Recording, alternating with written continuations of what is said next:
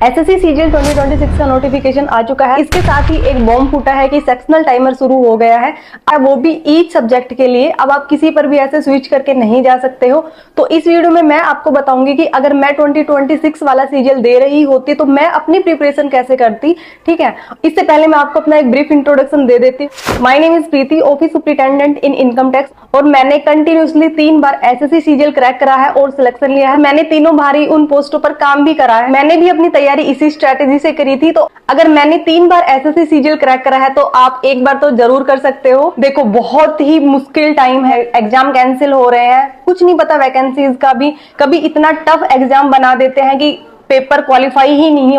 अगर आपने लास्ट वाला सीजीएल दिया होगा या फिर सुना होगा तो आपको पता होगा कि कंप्यूटर का पेपर इतना टफ दिया, जो टॉप रैंकर्स हो सकते थे स्टूडेंट, उनका सिलेक्शन ही नहीं हुआ क्योंकि वो कंप्यूटर में फेल हो गए हैं। ठीक है, अभी ये टाइम है आपको अपनी प्रिपरेशन बहुत ही सीरियसली करना है। अगर इस टाइम पर आप कुछ भी गड़बड़ करते हो, कुछ भी मिस्टेक्स करते हो, तो आपकी पूरी प्रिपरेशन, आपकी पूरी मेहनत वेस्ट हो सकती है।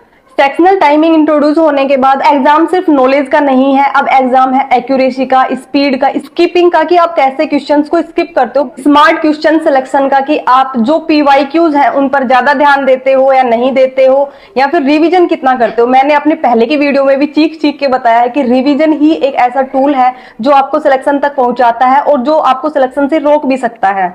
इस वीडियो में मैं आपको सब चीजें बताऊंगी कि आपको अपनी प्रिपरेशन को मैक्सिमाइज करने के लिए क्या करना चाहिए, क्या नहीं करना चाहिए। ठीक है, आपको अपना सिलेबस कैसे रिवाइज करना चाहिए, और अगर कोई वीक एरियाज है और उनको आप कैसे कवर कर सकते हो कम टाइम में, जिनमें कि आपका टाइम कम लगेगा लेकिन उनसे आउटपुट ज्यादा निकलेगा। Make sure you watch this video till the end. अगर अभी इस टाइम पर आपका 70 से 80% सिलेबस भी कवर हो चुका है तो अभी नए टीचर्स, नई पीडीएफ, नया कंटेंट ढूंढना बंद कर दो, because at this stage more information is not your requirement, more revision is your requirement. अब आते हैं सबसे इंपॉर्टेंट टॉपिक पर, वो है सेक्शनल टाइमिंग। तो yes, this is a game changer. सबसे ज्यादा सेक्शनल टाइमिंग का जो नेगेटिव इंपैक्ट है वो पड़ेगा मैथ्स पर और रीजनिंग पर। ठीक है, क्योंकि आप इंग्लिश भी 15 मिनट में कर सकते हो और हो जाती है। ठीक है, और जीएस में कोई 15 मिनट नहीं लगाता है, 6-7 मिनट में जीएस आप पढ़ लेते हो। जो चीज आती है वो आती है, नहीं आती हो नहीं आती, ऐसा कोई सोल्व करने की चीज नहीं है। हाँ, थोड़ा बहुत 10-15 सेकंड लगा के आप रिकॉल करने का ट्राई जरूर कर सकते हो, बट हाँ, ऐसा कोई बेनिफिट नहीं मिलता है जीएस में टाइम का। मैथ्स की बात करते हैं, मैथ्स को लेकर ही सबसे ज्यादा टेंशन है कि 15 मिनट में 25 क्वेश्चन कैसे हो सकते हैं, नहीं हो सकते हैं। ठीक है, लेकिन आप 25 क्वेश्चन नहीं करते, आप 23 क्वेश्चन तो कर सकते हो, 22 तो आप कर सकते हो। अगर आपने अच्छी प्रिपरेशन करी है, कॉन्सेप्ट क्लियर है, आपने अच्छी मेहनत करी है, आपने अपना पूरा सिलेबस कवर कर लिया है, तो आप 23-22 क्वेश्चंस इजीली कर सकते हो। कोई भी आपने बुक पढ़ी है उसी से प्रैक्टिस स्टार्ट कर दो, और पीवाईक्यूज का मोस्ट ध्यान रखो।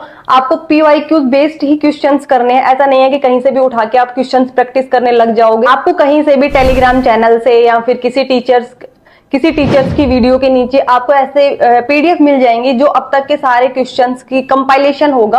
अब वहां से प्रैक्टिस शुरू करो। दूसरे, जब आप मॉक टेस्ट देते हो तो उसमें जो क्वेश्चंस आपसे नहीं बन रहे थे वो सोल्व करो, अच्छे से उनका कॉन्सेप्ट दोबारा से पढ़ो, और जिस क्वेश्चंस में आपने बहुत ज्यादा टाइम लगा दिया उसको भी दोबारा से सोल्व करो कि कहाँ मैंने ज्यादा टाइम लगा दिया है, कि ये ट्रिक ऐसे लग सकती थी या फिर ये जल्दी सोल्व इस टाइप से हो सकता था। इन सब चीजों का जरूर ध्यान रखना है। दबा के प्रैक्टिस करो, पीवाईक्यूज करो। अगर उसके बाद भी आपको लगता है कि मेरी मैथ्स बहुत अच्छी है या फिर मैंने बहुत अच्छे से प्रैक्टिस कर ली है क्वेश्चंस की और मैं ये इजीली बना पा रहा हूं, तो उसके बाद आप एक चीज कर सकते हो कि अभिनय सर ने एक बैच स्टार्ट करा है, यूट्यूब पर है, बिल्कुल फ्री है, कोई फीस नहीं है उसकी। ठीक है, तो वो जो थोड़े टफ क्वेश्चन है या फिर थोड़े न्यू क्वेश्चन है उनकी प्रैक्टिस करवाएंगे, वो आपको जरूर कर लेना चाहिए। अगर आपको लगता है कि आपने इनफ प्रैक्टिस कर ली है मैथ्स की उसके बाद। ठीक है, अगर आपसे इजी क्वेश्चन नहीं बन रहे, आपसे मॉडरेट क्वेश्चन नहीं बन रहे, आपको फॉर्मूले याद नहीं है, आपके कॉन्सेप्ट क्लियर नहीं है, तो उसके लिए आपको नहीं जानना है। सबसे पहले ये सब चीजें करो, उसके बाद फिर आप अभिनय सर का वो वाला बैच के क्वेश्चन देख सकते हो। इसी में मैं आपको एक चीज बता देती हूँ, जब आप मॉक अटेम्प्ट करते हो तो इसमें बहुत एक इंपॉर्टेंट चीज है कि आप क्वेश्चंस को कैसे स्किप करते हो। देखो, हमने इतनी पढ़ाई कर ली है, हमने इतनी प्रैक्टिस कर ली है क्वेश्चंस की, अगर आप 1 to 25 क्वेश्चंस देख रहे हो और उसमें से आपको ये लग रहा है ये तो मैं ऐसे बना लूंगा, ये तो मैंने अपने नोट्स में बनाया हुआ है, ये तो मैंने इसकी बहुत प्रैक्टिस करी हुई है, ये क्वेश्चन तो मैं इजीली कर लूंगा, तो फटाफट पहले वो करो।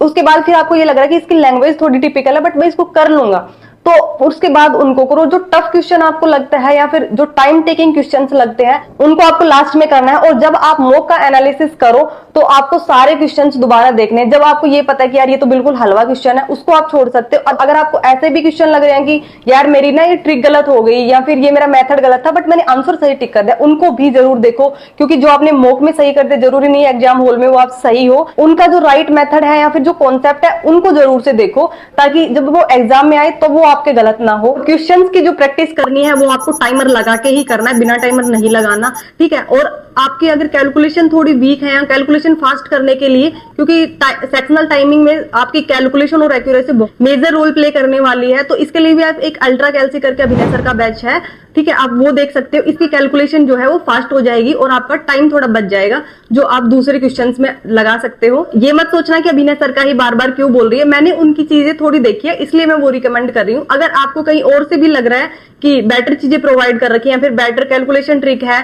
तो आप वहां से जाके भी देख सकते हो। और अभी कुछ चैप्टर्स जो है वो आपके ऐसे भी होंगे मैथ्स में जो आपके वीक होंगे या फिर जिनके क्वेश्चंस बार बार आपसे गलत होते हैं। जैसे मेरे लिए था कि मेरे ना बहुत बार CISI के क्वेश्चंस गलत हो जाते थे। मुझे चैप्टर आता है लेकिन फिर भी मेरे क्वेश्चन जो है वो गलत हो जाते थे। भी इतना टाइम है कि आप दोबारा उन चैप्टर्स को कर सकते हो, तो आपको अभी वो टाइम निकालकर उन चैप्टर को भी अपने साथ साथ पैरेलल चलाना है, ठीक है, ताकि लास्ट के लिए कुछ नहीं बचाना कि नहीं वीक एरियाज को तो मैं बाद में देखूंगा, ऐसा नहीं करना है। साथ साथ ही चीजें करनी है आपको। सारे अच्छे क्वेश्चंस हैं या फिर अच्छी ट्रिक है या फिर कोई अच्छा मेथड है, हम स्क्रीनशॉट ले लेते हैं, हम उनको क्वेश्चंस को स्टार मार्क कर लेते हैं, सब कर लेते हैं, बट हम कभी भी पलट कर उनको नहीं देखते हैं।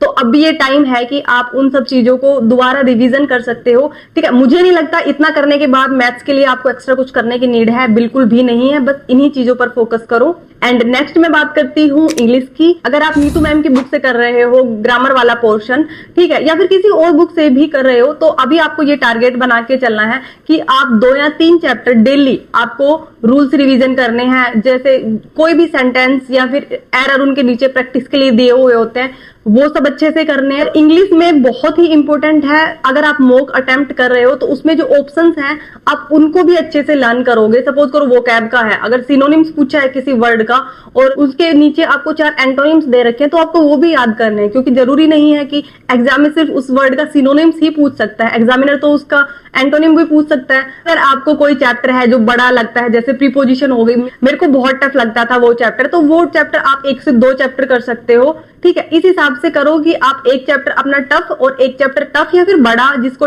करने में टाइम लगता है, और 2 चैप्टर आप इजी रखोगे ताकि आपको करने में बोर नहीं होना चाहिए कि पढ़ तो रहे हैं बट सर के ऊपर से जा रहा है, कुछ समझ नहीं आ रहा। और साथ के साथ ही उन चैप्टर्स के एरर्स की, सेंटेंस इंप्रूवमेंट की, इन सब चीजों की आपको प्रैक्टिस भी करते रहना है। अगर आपने नोट्स बनाए हैं या फिर बुक में कुछ भी चीज हाईलाइट करी है, PYQs हैं, उन पर बहुत ज्यादा ध्यान देना है, तो उन चीजों को भी साथ के साथ रिवाइज करो, ठीक है। वो कैब के लिए अभी आप कर सकते हो, सपोज करो आप नीतू मैम की बुक से कर रहे हो या फिर ब्लैक बुक से भी कर रहे हो, तो आप एटलीस्ट 2 पेज तो आपको करने ही है कि सिनोनिम्स के 2 पेज कर लिए, ठीक है, एंटोनिम्स के 2 पेज कर लिए, इडियम्स एंड फ्रेजेस के कर लिए, ये सब चीजें 2-2 पेजेस करने हैं, क्योंकि आपने अभी तक पढ़ लिया है तो सिर्फ गो थ्रू करना है। इंग्लिश के लिए प्रैक्टिस के पर्पज से मेरे को MB पब्लिकेशन की बुक आती है, उससे अच्छा कुछ भी नहीं लगता है। उसमें क्या है कि सारे जो भी आपके SSC के एग्जाम हैं उनके सारे पेपर फॉर्मेट में दिए हुए होते हैं, तो आप एक जगह से सारे क्वेश्चंस सारे PYQ क्वेश्चंस सोल्व कर सकते हो, उनकी प्रैक्टिस कर सकते हो, और आप देख सकते हो, एनालिसिस कर सकते हो कि आप कहां पर स्टैंड कर रहे हो, कौन से क्वेश्चन है जो आपके गलत होते हैं। तो प्रैक्टिस के लिए आपको MB पब्लिकेशन की बुक ही रेफर करना है। अगर आप और कोई कर रहे हो तो अच्छी बात है, बट एक बार आपको ये बुक जरूर देखनी चाहिए, जरूर पढ़नी चाहिए। और इसमें आपको 4 से 5 सेट्स आपको डेली करने हैं, ठीक है। उसमें सपोज करो एक जो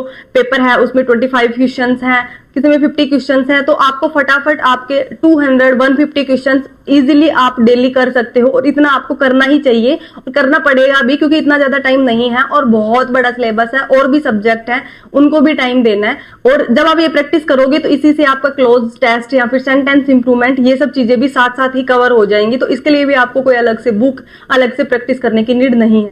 एंड नेक्स्ट आता है मेरा फेवरेट सब्जेक्ट GS। तो GS में 2 पार्ट होते हैं, एक होती है स्टैटिक जीके, दूसरा होता है आपका करंट अफेयर। स्टैटिक जीके के लिए कोई भी आपने नोट्स बनाए होंगे या फिर कोई भी आपने बुक प्रीफर करी होगी, सपोज करो आप लूसेंट की पढ़ रहे हो, किरण पब्लिकेशन की पढ़ रहे हो, कहीं से भी आपने पढ़ा होगा उसी को सिर्फ रिवीजन करना है, बाकी फालतू के पीडीएफ्स पे नहीं जाना है। आपको टॉपिक वाइज चीजें करनी है। जैसे सपोज करो ज्योग्राफी है, एक बार रिवर कर लिया, ठीक है, उसके बाद हिस्ट्री में आपने मुगल एम्पायर कर लिया या फिर मेडाइवल हिस्ट्री पूरी कर ली। इस टाइप से आपको टॉपिक वाइज जाना। आपको किसी चीज में ये नहीं बताया कि आप यूट्यूब की ये वीडियो देख लो या यूट्यूब की वो वीडियो देख लो, लेकिन आप जीएस के लिए मैराथन क्लासेस देख सकते हो, जिससे एक ही वीडियो में आपकी सारी चीजें कवर हो जाएंगी। क्योंकि इसके लिए हमें कुछ सोल्व नहीं करना है। जैसे मैथ्स के लिए है, कॉन्सेप्ट क्लियर होने चाहिए, इंग्लिश में है आपके कॉन्सेप्ट क्लियर होने चाहिए, लेकिन जीएस में ऐसा कुछ नहीं है। तो आपका जो क्विक रिवीजन हो जाए, जहां से कम टाइम में आपको ज्यादा चीजें रिवाइज हो जाए, जीएस के लिए मैराथन क्लासेस के लिए जा सकते हो। बहुत ही बेनिफिशियल होगी। जहां से भी आपको ठीक लगे, जिस भी टीचर की आपको समझ आ रही है, यूट्यूब पे बहुत सारी फ्री वीडियोज है,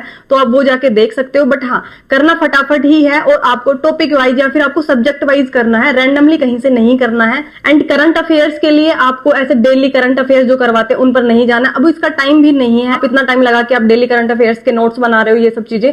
अब इस टाइम पर आप मंथली करंट अफेयर्स के लिए जा सकते हैं। मेरा ओपिनियन है कि आपको 6 मंथ के करंट अफेयर्स के लिए जाना चाहिए, उनका ही रिवीजन करते जाओ, ठीक है। कुछ चीजें होती है जैसे स्ट्रेटेजी के में बहुत इंपॉर्टेंट होती है, बुक्स एंड ऑथर हो, इंडिया फर्स्ट वुमेन हो गया, मतलब बहुत सारे फील्ड्स में ये सब चीजें, तो इनका बस ऐसे बॉक्सेस बने हुए हैं लूसेंट में भी। अगर आप वहां से रिवाइज कर रहे हो तो जैसे एक पेज कर लिया, एक पेज मतलब आगे का और पीछे का दोनों। मैं काफी टाइम से जीएस पढ़ रही हूँ और जीएस के लिए मैंने एक वीडियो बनाई हुई है कि इंपॉर्टेंट टॉपिक्स या फिर क्वेश्चन जहां से आ सकते हैं, और उसमें स्टेनो के एग्जाम में काफी क्वेश्चन वहां से आए थे, तो आप वो वाली वीडियो भी जाकर देख सकते हो, बहुत हेल्प हो जाएगी। क्योंकि जीएस हम सोचने में ना बहुत एक वाइड सब्जेक्ट लगता है, और है भी वाइड, बहुत सारे उसमें से सब्जेक्ट आ जाते हैं। पॉलिटिकल भी पढ़ना है आपको, हिस्ट्री भी पढ़ना है आपको, ज्योग्राफी भी पढ़ना है आपको, इकोनॉमिक्स के भी कुछ क्वेश्चंस देखने हैं। तो मैंने उस वीडियो में बहुत ही स्पेसिफिकली टॉपिक्स बताए थे कि आपको इस सब्जेक्ट से ये टॉपिक्स करने हैं, और इसी में से 90% क्वेश्चंस आ जाते हैं। तो आप वहां से भी वो वीडियो देख सकते हो और उसके अकॉर्डिंग आप अपने टॉपिक्स को प्रायोरिटी से पढ़ सकते हो। नेक्स्ट बात करते हैं रीजनिंग की। तो रीजनिंग के लिए एक सिंपल सा फंडा है कि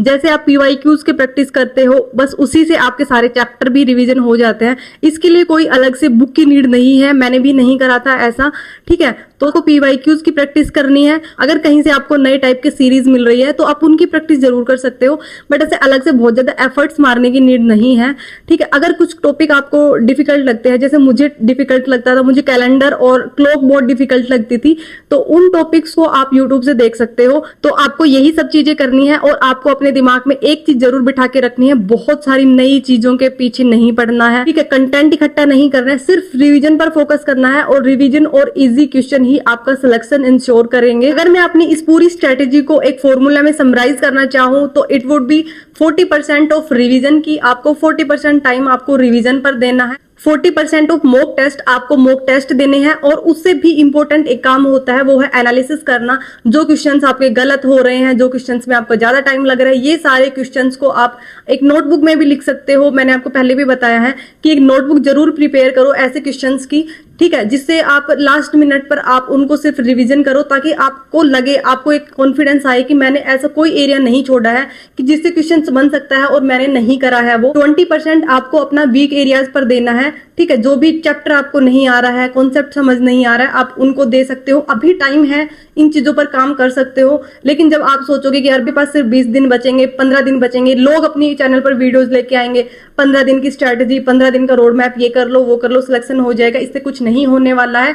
अभी से आपको अपनी जो टाइम टेबल है वो अच्छे से डिसिप्लिन तरीके से पढ़ाई करना है, डिसिप्लिन तरीके से आपको चीजों पर फोकस करना है। जो चीजें करने की है वो करो, जो चीजें आपको क्वेश्चन छोड़ने के हैं, चैप्टर छोड़ने के हैं, इधर उधर से फालतू की जो भी डिस्ट्रैक्शंस हैं, उन चीजों को छोड़कर आप अपनी तैयारी पर ज्यादा फोकस करो, तो डेफिनेटली आप अपने लिए एक गवर्नमेंट जॉब 2026 में जरूर ले पाओगे और अपनी फैमिली को प्राउड फील करवा पाओगे। And if you found this video helpful, hit the like button, subscribe कर लो चैनल। अगर आपको अपनी प्रिपरेशन से रिलेटेड कोई भी डाउट हो तो आप मेरे से कमेंट बॉक्स में पूछ सकते हो, बहुत ही जल्दी उसका रिप्लाई करने का ट्राई करती हूँ। Keep practising, keep revising, keep believing in your self, and okay, bye bye, take care.